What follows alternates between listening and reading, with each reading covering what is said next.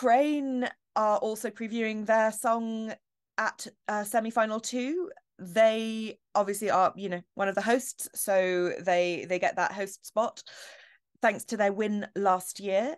Ukraine selected its artist via Vidbir, and they chose TVORCHI with Heart of Steel. This really like swept the boards at Vidbir and has a lot of support in Ukraine. Don't be scared to say just what you think, 'cause no matter how bad someone's listening,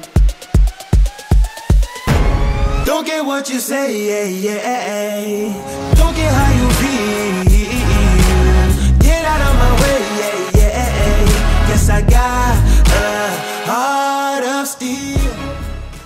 We've had a revamp now, and how do you feel about the revamp of Heart of Steel, Jazzi? This definitely has grown on me since Vidbir. I wasn't 100% sure whether it was impactful enough for me, but since the revamps came out, they've made it more, like, it stands out more. I absolutely love Jeffrey's voice in the song. I think it's very soulful and it's very easy listening. They've definitely added more punch in the chorus, in the instrumental in this revamp, which was something I felt was definitely needed. So this song is definitely going to stand out more. There's a dark mystery behind this song as well, which you could tell with the staging of Vidbir, which I don't really know what this song's about, but I want to know more as well. It leaves me wanting to know more. I love the fact that they added Ukrainian lyrics in.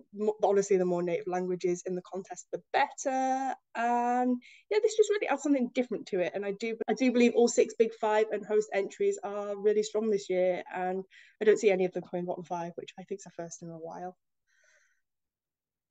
I agree that that Heart of Steel doesn't deserve to, be a victim of the host's curse.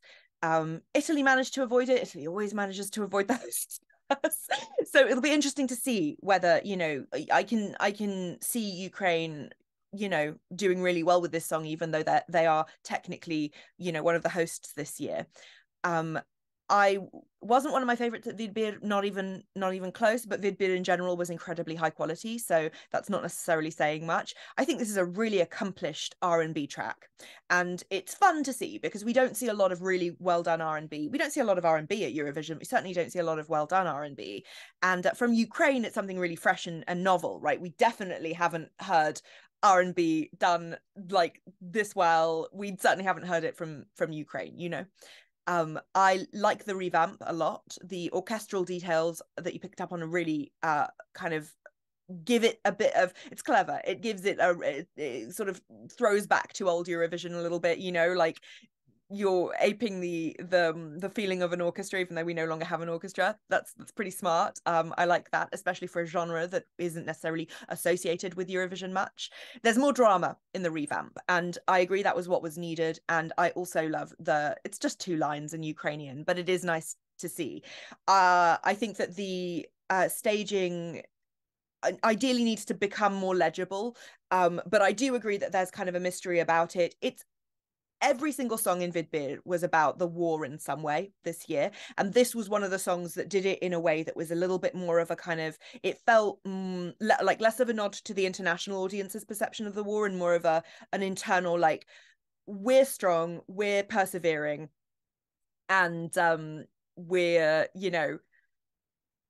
it was more of a kind of it feels like a resilience song, and you've got the staging, it has this sort of threatening element to it that gives the sort of the contrast to the uplifting sort of, the Heart of Steel lyrics, like I've got a heart of steel. It's obviously a resilience song. And I just hope that they are able to put across their message a bit more clearly in the staging, because that, I think, was a little bit illegible in the national final.